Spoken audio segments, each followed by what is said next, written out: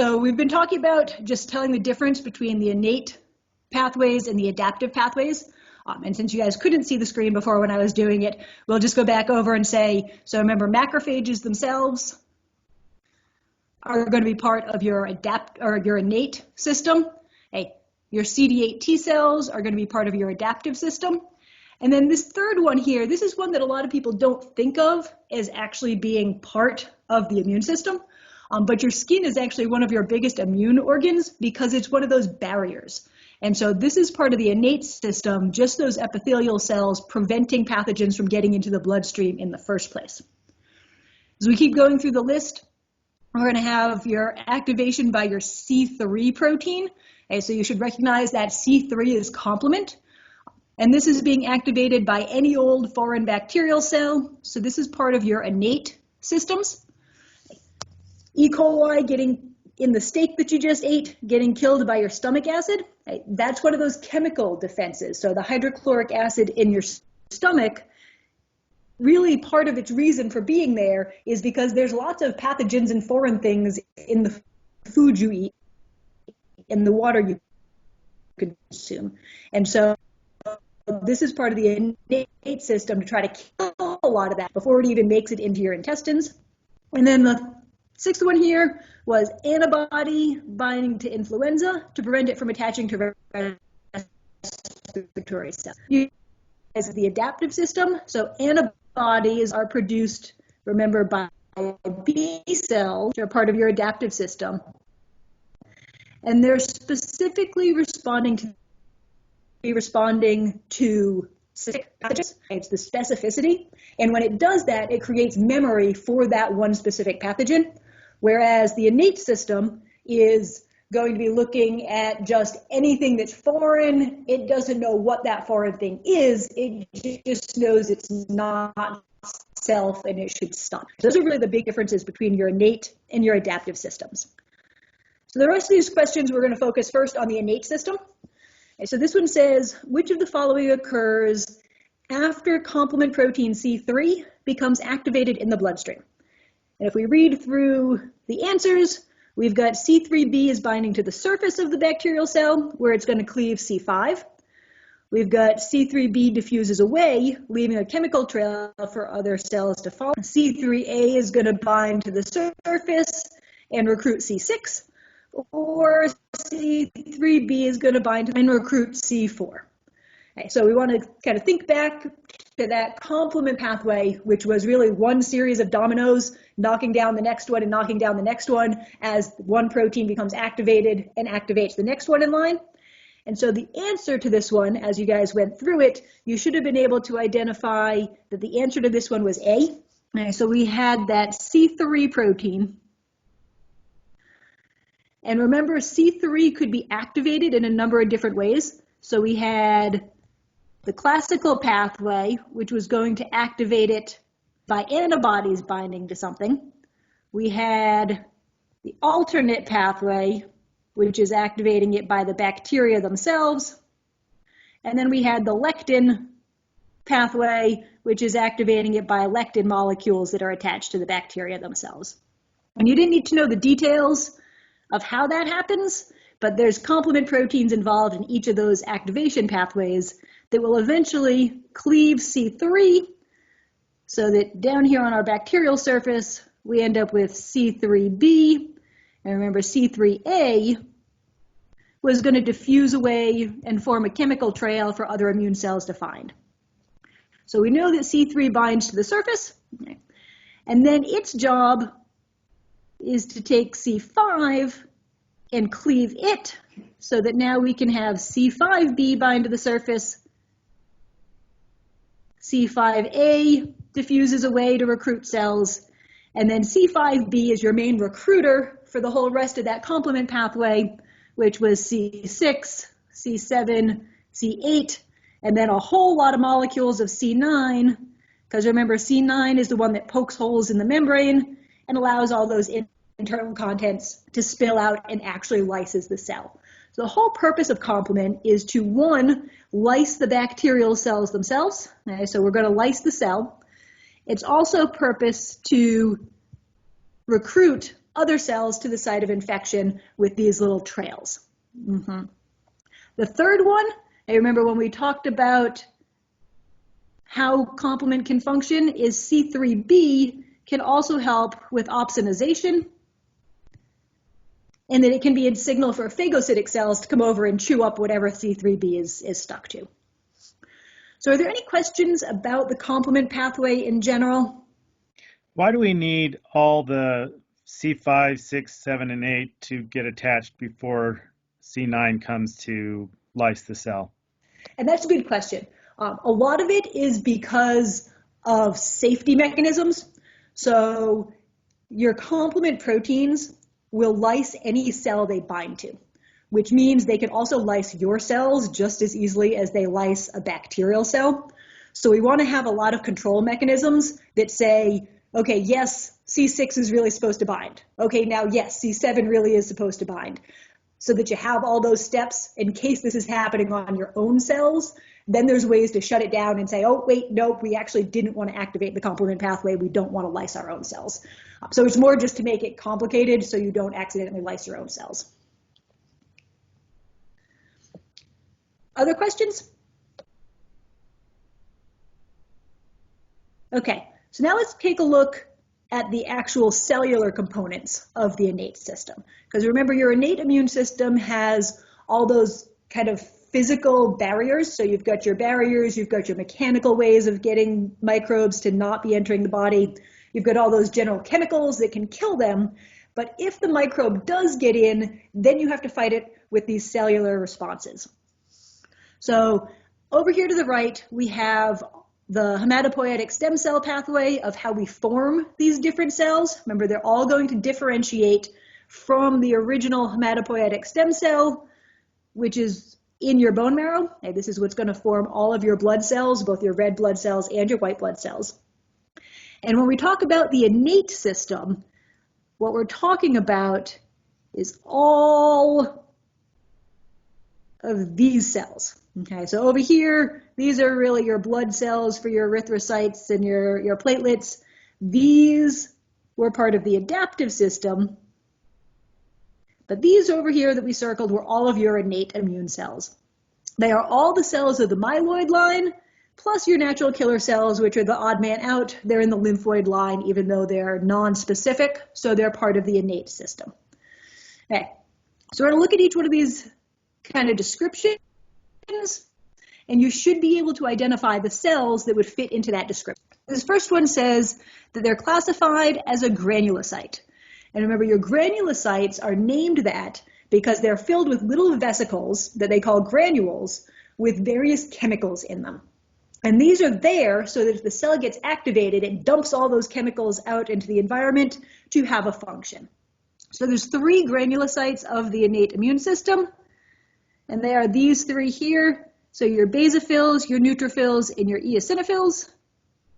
Those are going to be your granulocytes. And you should have a general sense of what those do. Okay, so your neutrophils, they're the main workhorse. Okay? They're the ones that can do both phagocytosis, and they've got enzymes that can kill cells in their granules. So they've got 2 ways they can destroy pathogens that are coming in.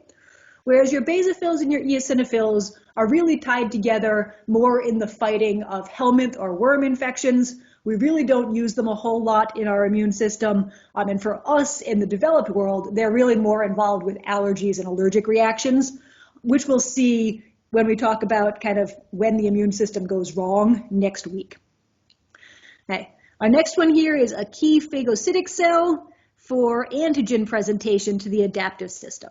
So we've got 2 phagocytic cells, your macrophages and your dendritic cells, that can do antigen presentation, but the main antigen presenting cell is your dendritic cell. Okay? Your macrophages tend to focus their phagocytosis in inflammation and just getting rid of pathogens. The dendritic cells tend to be the ones more often that go into the lymphatic system, go and find those adaptive cells, and present antigen to them. So this one talks about releasing histamine and vasoactive factors to initiate inflammation. And there's 2 cells involved in initiating inflammation, and they're your mast cells and your macrophages. And the vasoactive factors in histamine are really coming from those mast cells. This last one was talking about the key responding cell in inflammation leaves the bloodstream to destroy foreign microbes. The key in this one is leaving the bloodstream. So your macrophages are already in the tissues. It's your neutrophils that are in the bloodstream that are going to have to leave and go into the tissue to find the pathogens and destroy them. And so your neutrophils and your macrophages are your big destructive cells. They're the ones that are removing all the pathogens. But the macrophages normally live in the tissue, so they can come into contact with those pathogens first. The neutrophils are circulating in the bloodstream, so they have to exit and get into the tissues directly. So that leads us into really looking at what inflammation does and how inflammation works. And so this question kind of ties together a lot of different things. It's going to ask us, what problem might we have in inflammation if your macrophages don't have a functional PRR? So as you think about how to answer this question, the first thing you should ask yourself is, okay, well, what is a PRR? Remember, on the surface of your macrophages, you have receptors that are called pathogen recognition receptors.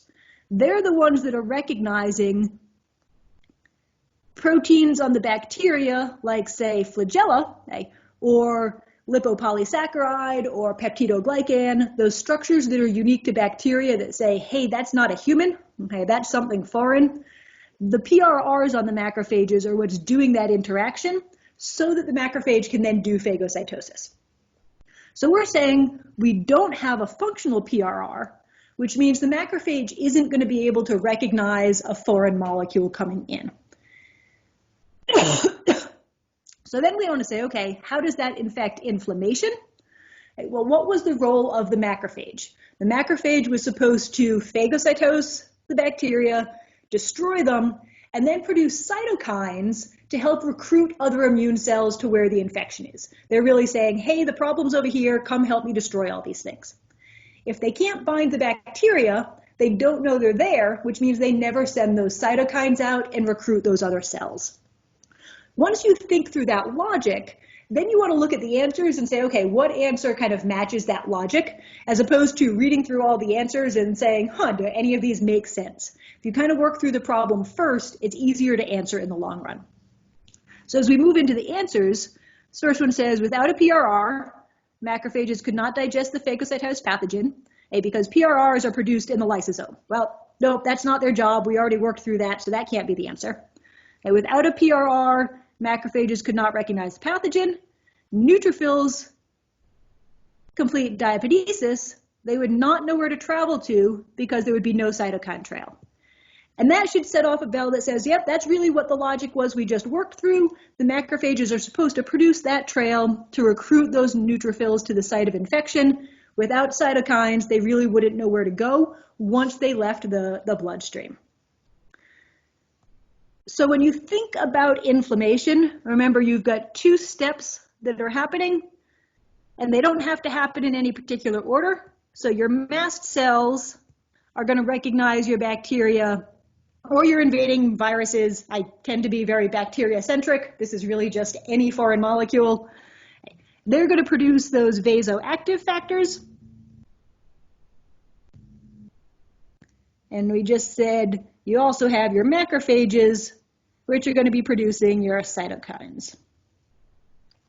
The purpose of both of those is to get your neutrophils from the bloodstream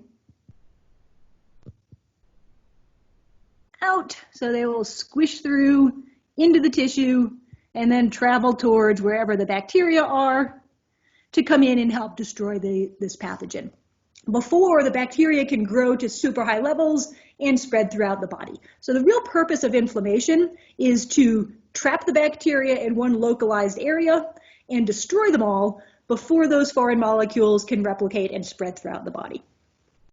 So there are questions right now about inflammation in general, or anything to do with the innate immune system?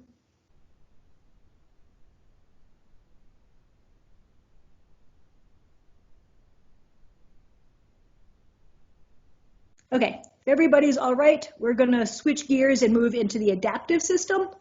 And overall, the adaptive immune system tends to be a little bit more complicated than the innate immune system, mainly because there's a lot more going on. So even though there's only a couple cell types, there's a lot of cell communication that is happening that you have to keep track of. So there's a lot of this cell talks to this cell and activates this and starts to do this, and it's keeping track of all of those pathways that gets complicated in chapter 16 in the adaptive system.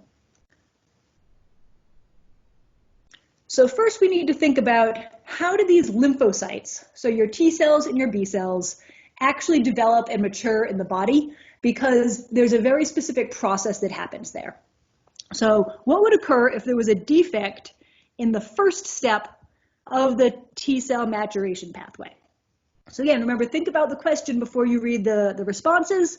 Remember what our maturation pathway was, is we have a whole pool of T cells. They all have different receptors on them, or they're supposed to anyway. And so what the first step of the pathway was to remove any T cells that did not have a T cell receptor. Because if you don't have a T cell receptor, you really can't function like a T cell, because you wouldn't be able to bind to antigen, so you're not really useful to keep around in the pool. And the second step, remember, was then to check to see if any of these were able to bind to self-antigen, and if they are, we want to remove those because we don't want our immune cells binding to our own self-antigens and proteins. We only want them binding to foreign things. So as we come back to the answers, if there's a defect in the first step of the T cell maturation pathway, it means that these cells here wouldn't have been killed. And so we would have T cells in the pool that didn't have a T cell receptor and really couldn't do anything. A is talking about we generate a pool of T cells that may contain cells with a T cell receptor that recognizes self-antigen. Well, that's not going to be it, because that was the second step, not the first step. Okay. We generate a pool of T cells that are all CD4 cells and no CD8. Nope, that's not it. Same thing with C. And so then we get to D and we say we're generating a pool of T cells that may contain cells without a T cell receptor. They're unable to respond to that antigen, so they can't do clonal selection, which means they're just in the way because they really can't do anything. And so the answer to that one was D. Are there questions in kind of the maturation process or clonal selection, what those terms mean for how your lymphocytes are developing?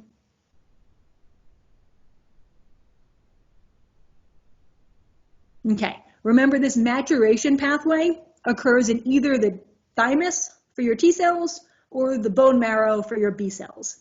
Once you have the mature pool of cells, then they head out to the secondary lymphoid organs, things like your lymph nodes. Okay, now we get into all that complicated who's talking to who and who's presenting what to what. Okay, so which of the following is the correct pairing for antigen presentation to a helper T cell? So first off, we need to think about, okay, there's two main types of T cells, helper T cells and cytotoxic T cells, and what were the number designations with them? So remember, all the CD numbers are just names we give to proteins on the surface of our immune cells. And your helper T cells, those are all CD4 cells. So when we come down to our answers, we know it's going to either be A or B because we want to talk about how we're going to present antigen to a helper T cell, which is a CD4 cell. And we know it's not either of these. So A is saying MHC1, B is saying MHC2. And if you think back, the answer to this one is going to be your MHC2 molecules. Remember, the difference between MHC1 and MHC2 is a couple different things. MHC2 are found only on what we call antigen-presenting cells. And those were the macrophages, the dendritic cells, and the B cells. So they all will have an MHC2, whereas any of your nucleated body cells have MHC1. So it's important to note too, so remember, this antigen-presenting cell is also a nucleated body cell, And so it doesn't just have MHC2, it also has MHC1. It has both of them. So one difference is where 1 and 2 are located in the body. The other difference is then what they're presenting. So MHC2 is presenting what we call exogenous antigen. It's antigen that had been found outside the cell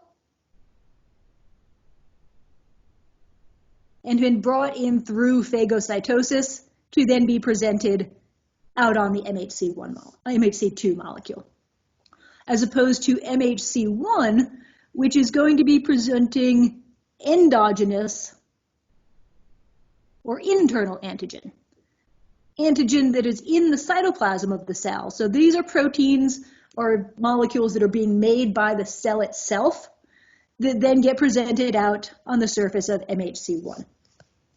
And these then present that antigen to different cells. Okay, so MHC2 is presenting here. So here's the T cell receptor. And here's that co-receptor, and this is the CD4. So this is a helper T cell. And this one here, again, we have a T cell receptor. And here's the co-receptor. This is a CD8 protein. These are your cytotoxic T cells. So the three main differences between MHC1 and 2, their location, the type of antigen they present, and the cell that they present it to. Questions right now about MHC1 or 2 or the helper T cells or the cytotoxic T cells?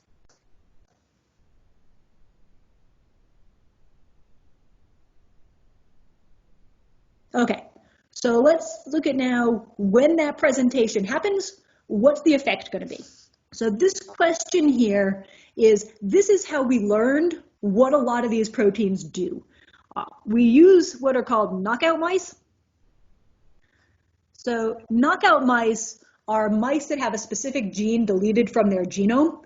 And so you can make mice that are not making certain parts of the immune system and then use them to study what type of infections they now get or what types of things are going wrong to figure out what that cell did.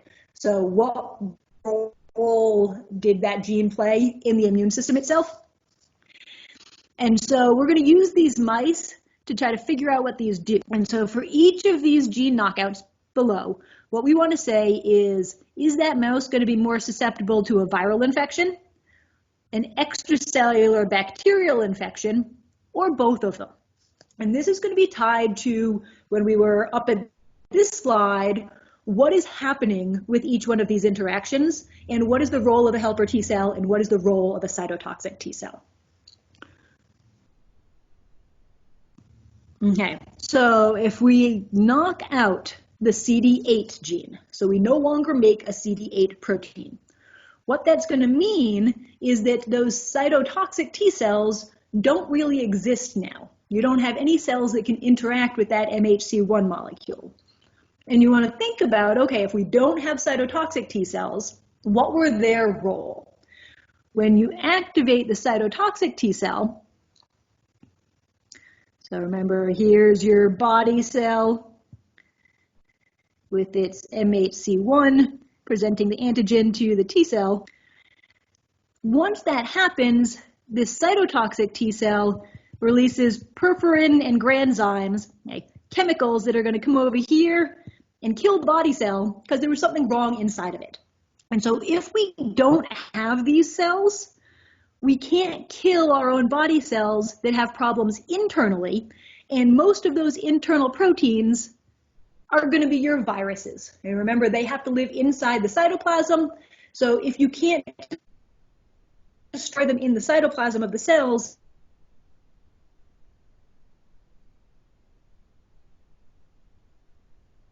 the MHC2 gene, now we don't have the ability to present to the helper T cells.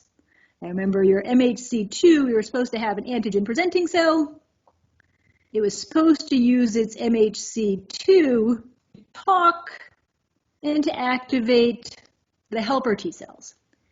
If you don't have an MHC2, you can't activate the helper T cells. And remember, their job had been to make cytokines to then direct the entire rest of the immune response. So they were going to decide, did we need a Th1 response, which would then go ahead and activate our cytotoxic T cells, or did we need a Th2 response, which would activate our B cells? And your helper T cells are the conductors of the entire adaptive immune system. So if you don't have an MHC2 gene and you can't activate the helper T cells, we're going to be susceptible to everything. Because if you don't have the conductors, the body has no idea what type of immune response to make and nothing gets activated. So now you're susceptible to all different types of infections. And then this last one is saying, okay, if we don't have a CD40, that's a protein you haven't heard of yet, which is why I'm telling you what it's necessary for. Okay, it's needed for B cell activation. Remember, your helper T cells, down this pathway of becoming a Th2 cell and then activating the B cells, you should have a B cell. Remember, B cells also have MHC2, presenting antigen now to that helper T cell, which activates the B cell. It becomes what we call a plasma effector cell, which is going to start secreting a whole bunch of antibodies. Antibodies bind to antigen outside of the cell. Okay, they can't get into our cells. They can't do anything inside the cell. They're really binding things outside the cell. These Th2 responses tend to be much more important for extracellular bacteria, things that are outside the cells. And so these are how we can make sure we understand what the different processes are of what's happening, is if you understand, if you remove something, what's going to be the downstream effect of that, because to figure that out, you had to first understand what that something was doing in the first place. So are there questions about the activation processes of how this whole thing happens between your communication of adaptive cells?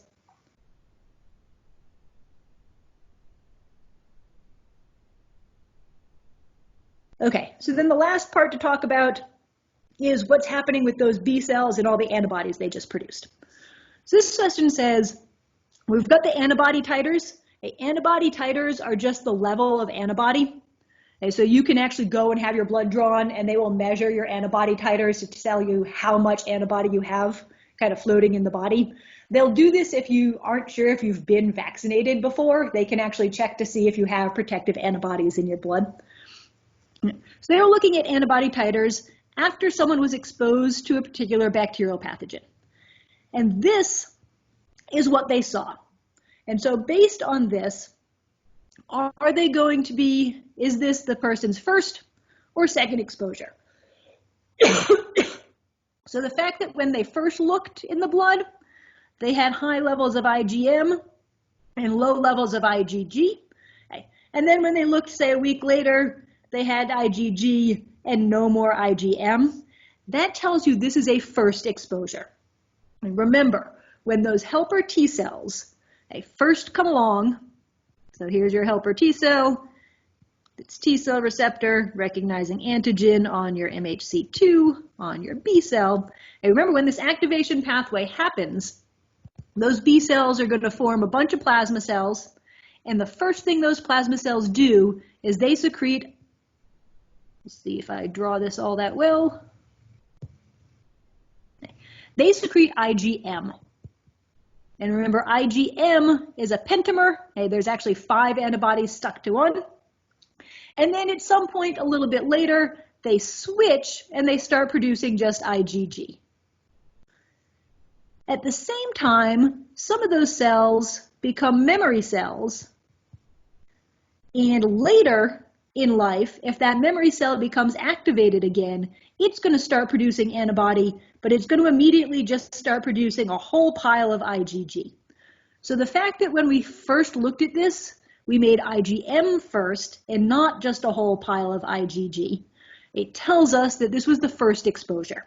Now we have those memory cells, and if we see that pathogen again, what you get instead, so it is a secondary response, is going to be a gigantic peak of IgG that's going to happen real quickly after a second exposure. And so there's a couple different categories of antibodies. IgM, remember this pentamer, tends to do what we call agglutination.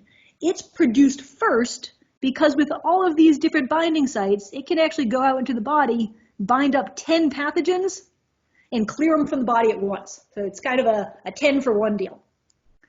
But it's your IgG that is your long-term antibody. It's what's circulating in your bloodstream. It's the protective memory antibody, and it's the one that will get passed, say, through the placenta to the infant. This is your main antibody. Okay, so those are your two main types, your IgM that gets produced first, and then your IgG that's memory. And then we also have IgA, and so this one wants to know, what is the likely effect if we could produce all of the antibodies, okay, except for IgA? So that's saying, okay, what is IgA actually doing, and what's going to happen if we can't make it? IgA, remember, is the dimer, so we've got 2 antibodies stuck together, and the whole purpose of IgA is this is your secreted antibody. So it's out in the mucus layers, it's in your saliva, it's in your tears, it's outside the body to try to bind pathogens there and prevent them from ever getting into the body to begin with. And so if we look through the answers, it says, okay, you would be more susceptible to diseases of nose, throat, and gastrointestinal tract. But these are probably going to be minor. You would be susceptible to all extracellular diseases, and it would be severe. You would be susceptible to mostly intracellular viral diseases, or you would be more susceptible to helminth infections, those worms, but would be less likely to have allergies. And so again, we want to think about what the function of IgA is. Because it's secreted in the mucosal layer, the answer to this one is A, because the nose, throat, and GI tract is really where you have those mucosal layers. So if you're not protecting them as well, you're probably going to get more diseases there. But because we're also able to produce IgG, we can make IgM. These are probably going to be minor, because once the pathogen gets in the body, we still have plenty of ways to defend against it. There are questions about the function of B cells and the different types of antibodies and what those do.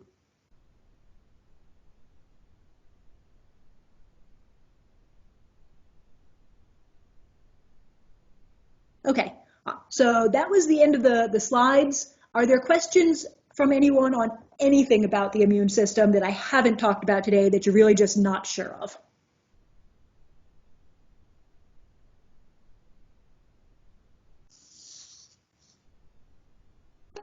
I was mostly curious on the immune, not the, what is it? The innate system with the neutrophils and how they're leaving the bloodstream. How does the body not, lose the blood into that area as well when the neutrophils are leaving the blood system, or is it also blood seeping out as well when they come out? That's a good question. So you actually are losing fluid as well. It's part of the swelling that happens in inflammation is that it's not just the neutrophils leaving, so you also end up losing a lot of fluid. The red blood cells themselves tend to not go out because they tend to be a little bit bigger than the holes, and they can't do diapedesis, that whole squishing that the neutrophils do to fit through the hole. So the red blood cells themselves stay in the blood, but the fluid of the blood does actually go out into the tissues. That causes the swelling, but it also brings things like the complement proteins that are in the blood out into the tissues, so that complement can also kind of help fight off the pathogens that might be out there. So there's kind of pros and cons of opening those up and having that fluid come out. And that's part of why you actually don't want chronic inflammation. You want this to only happen when there's the infection there, and then you want to shut everything down and fix the tissue. If you don't, and this is always happening, that leads to all sorts of tissue destruction and problems. Thank you. And then next week, are we learning about like reasons why the flu virus, the coronavirus, the cold viruses, all those ones can infect our bodies and why our body doesn't recognize them fast enough? Is that next week? Yeah. Or okay, cool. Yep, so next week we'll be doing, so pretty much this week we did all the things we do to fight off the pathogens. Next week we're going to be doing all the things the pathogens do to avoid that. That sounds cool, exciting. Yeah, so these last 2 weeks of the class are pretty much what I do. So I teach a pathogenic micro class, which is that concept for an entire semester. And then I teach an emerging infectious diseases class, which is pretty much the epidemiology section for a whole semester. So these last 2 weeks are my favorite of the semester. Other questions from anyone? Can you just clarify vasoactive factors and its function? Yep. So let's see, let me.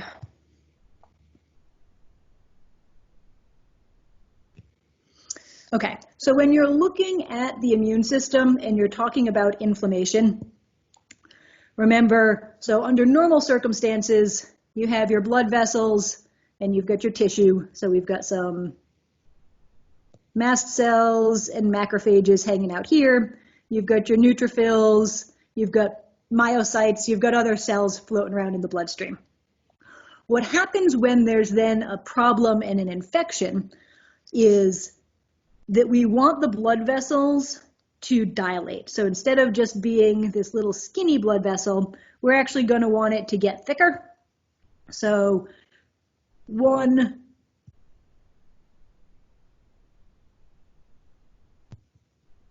to dilate those blood vessels. That increases the size of them so that blood's now flowing through here more, which means we've brought more neutrophils into the area. And then 2, we want to increase the vascular permeability. What that is that the endothelial cells lining the blood vessel walls actually separate from each other, and that's what makes the little holes, so that now the neutrophils, remember, they're going to have to interact with molecules on the surface of those endothelial cells to slow themselves down, or else they just flow right by. They grab on, they roll along, and then they're going to squish themselves through that. That's that diapedesis process to get out into the tissue itself. What the vasoactive factors are the chemicals that cause these two things. So out here, when your mast cells release those vasoactive factors, they're going to go to the endothelial cells, and they're what actually signal to dilate the blood vessels and to increase that vascular permeability. So that's why we call them vasoactive factors. They're activating the changes to the vascular system, to the bloodstream system itself. Does that help? That's great, thank you. And then the other key with that is, remember, so this dilation, increasing the amount of blood coming into the area, this is what's actually causing the heat, the friction of the more blood coming in, and the redness. That does not say redness. That you get with inflammation. And that increase in vascular permeability, we just mentioned, it's also letting fluid out into the tissues. That's what's really leading to the swelling and the pain that's associated with the process. So those vasoactive factors cause these two things that we need to happen, but those two are also what's leading to the symptoms of inflammation, the signs that you can see when inflammation's happening in the body. Perfect. Are there certain chemicals that you want us to know that are those factors, or just that vasoactive factors? For this class, I'm fine if you guys just know what the vasoactive factors do. You don't need to memorize the actual names of the proteins themselves. Okay. Any other questions?